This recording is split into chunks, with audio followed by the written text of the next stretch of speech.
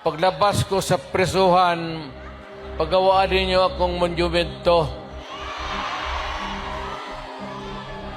katabi ni Rizal.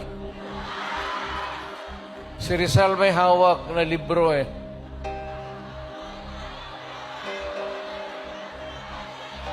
Akin.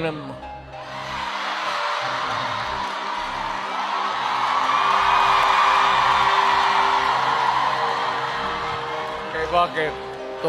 Tumahimik ba ang bayan natin kung Pilipinos, hold up dito, hold up. Wala nang ginawa ko ini.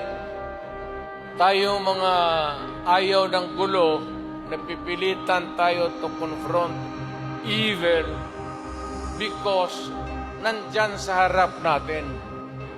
Sino ba naman gustong pumatay? Putang inang yan.